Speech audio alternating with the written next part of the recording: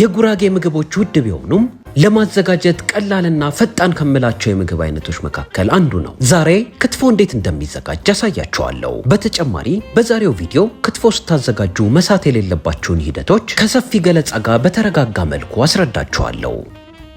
የዛሬው ክትፎ ለሁለት ሰው የሚበቃ ሲሆን ነገር ግን እናንተ በዛ አርጋችሁ ማዘጋጀት ካሰባችሁ የግብአት መጠኑን ከፍ ማድረግ ይጠበቅባችኋል። አስቀድማችሁ 500 ግራም ቀይ የበሬ ስጋ ታዘጋጃላችሁ። የበሬው ስጋ ላይ የሚገኝ ተጨማሪ ጮማ ካለ ለቅማችሁ ታወጣላችሁ። ይህ ጮማ ብዙውን ጊዜ ስጋውን ስትገዙ ላዩ ላይ የሚገኘው ጮማ በሚገባ ካልወጣ በሚፈጭበት ጊዜ ወይም ስትከትፉት ውስጡ ሊቀር ይችላል። ስለዚህ እያንዳንዱን ነጭ ስጋ ነጥላችሁ ማውጣት ይኖርባችኋል። አሁን ስጋውን ምስሉ ላይ በምትመለከቱት መሰረት ወጥራችሁ በላስቲኩ ታስሩትና ሹካ በመጠቀም ዙሪያውን ትበሱታላችሁ። ዙሪያውን ከበሳችሁት በኋላ የፓስታ ማጥለያ በመጠቀም ላስቲኩን ከላይ ታስቀምጡትና ስጋው ላይ ከባድ ነገር ትጭኑበታላችሁ። እኔ የተጠቀምኩት ድስት ላይ ውሃ ሞልቼ ነው። በዚህ መልኩ ከባድ ነገር ጭናችሁበት ቢያንስ ለ1 ሰዓት ካቆያችሁት በኋላ ስጋው ላይ የሚገኘው ደም ሙልጭ ብሎ ይወጣላችኋል። ደሙ ለምን መውጣት እንዳለበት በኋላ ላይ ነግራችኋለሁ። ክትፎውን ለማዘጋጀት ከምንጠቀማቸው ተጨማሪ ግብአቶች መካከል ጨው አንዱ ሲሆን የምትጠቀሙት ሚጥሚጣ ላይ ከመጠን በላይ ጨው ካለው እዚህ ጋር ጨውን መጠቀም ብዙም አያስፈልጋችሁም። በሁለተኛ ደረጃ ደግሞ ክትፎውን ለማጣፈጥ የምንጠቀመው ኮረሪማ ይባላል። የኮረሪማ ቅመም እንዴት እንደሚዘጋጅ መማር ከፈለጋችሁ እዚሁ ገጻችን ላይ መመልከት ትችላላችሁ። ክትፎውን ለማዘጋጀት የምንጠቀመው ሶስተኛ ግብአት ደግሞ የተነጠረ ቂቤ ነው። ክትፎውንም ትንሽ ውድ ያስባለው ክትፎውን ለማዘጋጀት በርከት ያለ ቂቤ ስለምንጠቀም ነው። እንደ አራተኛ ግብአት ደግሞ ቆንጆ ሚጥሚጣ እንጠቀማለን። ሚጥሚጣን ጨምሮ የተለያዩ የምግብ ግብአቶችን ማዘዝ ለምትፈልጉ የመለኛ ተከታታዮች የኢንስታግራም ገጻችን ላይ በመግባት ማዘዝ ትችላላችሁ። በተጨማሪ ለአጭር ጊዜ የሚቆይ የጾም ጥቅል አዘጋጅተንላችኋል። በጾም ጥቅሉ ውስጥ በሶ፣ 3 አይነት የሽሮ አይነቶች፣ የቡላ ዱቄትና የአልጫ ቅመም ታገኛላችሁ።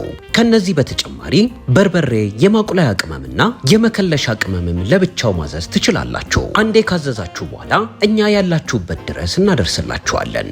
ወደ ክትፎ ስንመለስ ለክትፎ ማባያ እንዲሆነን ቆጮ እንጠብሳለን። መጥበሻ ላይ ግማሽ የሾርባ ማንኪያ ዘይት ትጨምራላችሁ። የጨመራችሁትን ዘይት በምግብ ብሩሽ ትለውሱታላችሁ። በቤት ውስጥ የምግብ ብሩሽ ከሌላችሁ ዘይቱ ከመጋሉ በፊት በእጃችሁ ማሸት ትችላላችሁ።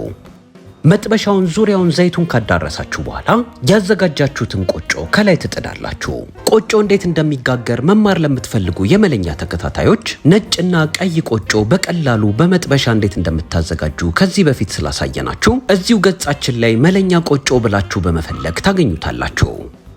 በተጨማሪ የቆጮ ሊጥ መግዛት ለምትፈልጉ መርካቶ ቂቤ ተራና ሾላ ገበያ እንደ ልብ ታገኙታላችሁ። ቆጮውን መጥበሻው ላይ ከጣዳችሁት በኋላ ትንሽ ሊጣበቅባችሁ ስለሚችል መሃል ላይ እያላቀቃችሁ መጥበስ ይኖርባችኋል። ቆጮውን በመካከለኛ ሙቀት ለ5 ደቂቃ በአንድ በኩል ከጠበሳችሁ በኋላ በብሩሹ ዘይቱን ትለውሱና ተገለብጡታላችሁ። ብሩሽ ከሌላችሁ ወዲያው ቆጮውን እንደገለበጣችሁት ዘይት ወዳለበት ስፍራ ማዳረስ ይኖርባችኋል።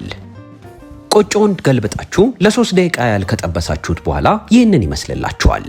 የተጠበሰ ቆጮ ማትወዱ ከሆነ ትኩስ በተዘጋጀ ቆጮ ይህን ምግብ ማቅረብ ትችላላችሁ። የክትፎ ስጋውን ለ1 ሰዓት ያህል ካቆየሁት በኋላ ምስሉ ላይ በምትመለከቱት መሰረት የክትፎ ስጋው ላይ የሚገኘው ደም ሙልጭ ብሎ ወጥቶልኛል።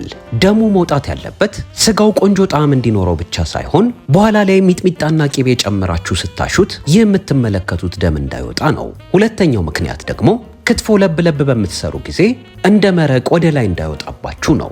ስለዚህ የክትፎ ስጋ ላይ ለተወሰነ ሰዓት ባሳያችሁ መሰረት ከበድ ያለ ነገር ጭናችሁ ማቆየት ይኖርባችኋል። አሁን ሰፋ ያለ ጎድጓዳ ሳህን ታዘጋጁና ያዘጋጃችሁትን ስጋ ትገለብጣላችሁ። እዚህ ጋር ምስሉ ላይ እንደምትመለከቱት ስጋው የተጠባበቀና የተያያዘ ይመስላል። በኋላ ላይ በማንኪያ ስትበትኑት ዝርዝር ብሎ ይበተንላችኋል። አሁን ምድጃችሁን በዝቅተኛ ሙቀት ትለኩሱና መጥበሻ ጥዳችሁ ቂቤ ታቀልጣላችሁ። እኔ የተጠቀምኩት የቂቤ መጠን 1 ኩባያ የተነጠረ ቂቤ ነው። የምታዘጋጁት ክትፎ ለስለስ እንዲልና ቆንጆ ጣዕም እንዲኖረው ቂቤ መሰሰት የለባችሁ። በተጨማሪ እዚህ ጋር የምድጃችሁ የሙቀት መጠን በጣም ዝቅተኛ ላይ መሆን አለበት። ምድጃችሁ በጣም እየጋለ ካስቸገራችሁ የምድጃችሁን የሙቀት መጠን ሙሉ ለሙሉ ማጥፋት ይኖርባችኋል። በተጨማሪ ቂቤው ከመጠን በላይ ከጋለባችሁ ክትፎውን ሊጠብስባችሁ ስለሚችል በተወሰነ መልኩ ማቀዝቀዝ ይጠበቅባችኋል። አሁን ያዘጋጃችሁትን የክትፎ ስጋ ከላይ ከባድ ነገር ሲጭኑበት ስለተጠባበቀ በማንኪያ ፍርፍር ታረጉታላችሁ። መሃል ላይ ነጭ ጮማ ካገኛችሁ ማውጣት እንዳዘነጉ።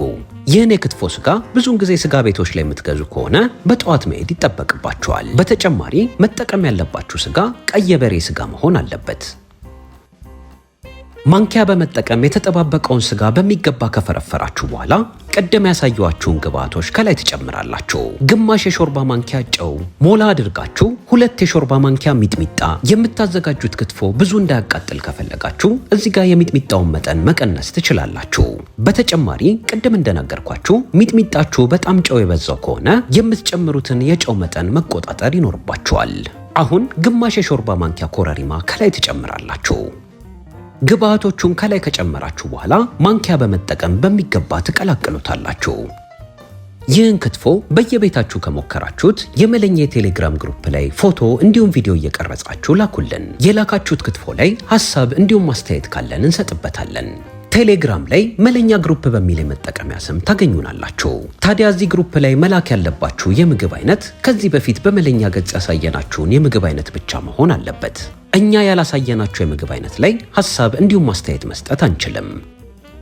ክትፎውን በማንኪያ በሚገባ ከቀላቀላችሁት በኋላ አብርዳችሁ ያዘጋጃችሁትን የቀለጠ ቂቤ ከላይ ትጨምራላችሁ። ቂቤውን ከጨመራችሁ በኋላ ከፈለጋችሁ በማንኪያ ካልሆነ ደግሞ በእጃችሁ በሚገባ ትቀላቅሉታላችሁ። ነገር ግን እጃችሁን የምትጠቀሙ ከሆነ አስቀድማችሁ በሚገባ በውሃና በሳሙና መታጠብ ይኖርባችኋል። የምትጠቀሙት ሳሙናም ቃና ካለው በሚገባ መለቅለቃችሁን እንዳዘነጉ። ነገር ግን በእጅ አስተጣጠባችሁ የማትተማመኑ ከሆነ ጓንት መጠቀም ትችላላችሁ። በተጨማሪ ምግብ የምታበስሉበት ጠረጴዛ እንዳይቆሽሽ እንዲሁም ማንኪያችሁን ቶሎ ላለመቀያየር የሻይ ብርጭቆ ማስቀመጫ ላይ ማንኪያችሁን እያሳረፋችሁ ማዘጋጀት ትችላላችሁ። ምንም አይነት ተጨማሪ ወጪ ማውጣትም አይጠበቅባችሁም። ቂቤውን ከላይ ከጨመራችሁ በኋላ ምስሉ ላይ በምትመለከቱት መሰረት ክትፎውን ከቂቤው ጋር በሚገባ ትቀላቅሉታላችሁ። ቂቤ ያነሰው ከመሰላችሁ ተጨማሪ ቂቤ እያቀለጣችሁ ከላይ መጨመር ትችላላችሁ። እኔ እያዘጋጀሁት ያለሁት ክትፎ በሚገባ ለስለስ እንዲልልኝ ስለፈለግኩ ተጨማሪ ቂቤ ከላይ ጨምሬበታለሁ። እናንተ ቂቤ እንዳይበዛበት ከፈለጋችሁ ቅድም የነገርኳችሁ ምጣኔ በቂ ነው። ክትፎውን በሚገባ ካሻችሁት በኋላ ሙሉ ለሙሉ ቀለሙን ይቀይርላችኋል። አሁን ትንሽ እየቀመሳችሁ ያነሰው ነገር ካለ ከላይ መጨመር ትችላላችሁ። ክትፎውን ግብአቶቹን ሳታሳንሱ በሚገባ ካሻችሁት በኋላ ይህንን ይመስልላችኋል። አሁን ክትፎውን ያሻችሁበትን እጃችሁን በሚገባ ትታጠቡና አሳምራችሁ ታቀርባላችሁ።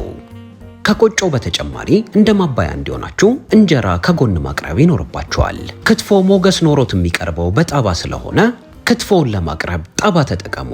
አስቀድማችሁ ከጣባው ስር ክትፎ እንዳይደርቅባችሁ የተወሰነ የቀለጠ ቂቤ ታፈሳላችሁ። ቂቤውን ከስር ከጨመራችሁ በኋላ ያዘጋጃችሁትን ክትፎ ከላይ ትጨምራላችሁ። ክትፎ አንድ ቦታ ክምር እንዳይልባችሁ በማንኪያው ወጋ እያረጋችሁ ጣባውን አዳርሱት። ክትፎውን ጣባው ላይ ከገለበጣችሁ በኋላ ማንኪያችሁን በመጠቀም ትዳምጡታላችሁ። ስትዳምጡት ብዙ ጉልበት ማብዛት የለባችሁም። በቀስታ የተከፋፈተውን የክትፎ ክፍል የማንኪያውን ግልባጭ በመጠቀም ትደመድሙታላችሁ። በሚገባ ከደመደማችሁት በኋላ ተጨማሪ የቀለጠ ቂቤ ከላይ ታፈሱበታላችሁ። ይህንንም የምታደርጉበት ምክንያት ሲታይ እንዲያምርና ከላይ ወዝ እንዲኖረው ነው። በተጨማሪ ቅርጽ ስታወጡ በቀላሉ የማንኪያውን ቅርጽ ይይዝላችኋል። አሁን ማንኪያውን በመገልበጥ ልክ እኔ እንደማደርገው ቅርጽ ታወጡበታላችሁ። ክትፎ እንግዲህ በቆንጆ መልኩ አሳምራችሁ በቤት ውስጥ በዚህ መልኩ ማዘጋጀት ትችላላችሁ። የዛሬው ቪዲዮ ላይ ያልገባችሁ ወይም ቅር ያላችሁ ነገር ካለ እንደተለመደው አስተያየት መጻፊያው ላይ ጻፉልን። ሌላ እንድናሳያችሁ የምትፈልጉት ማንኛውም የምግብ እንዲሁም የመጠጥ አይነት ካለ እሱንም አስተያየት መጻፊያው ላይ አስታውሱን። የዛሬውን ቪዲዮ ስለተከታተላችሁ ከልብ እናመሰግናለን።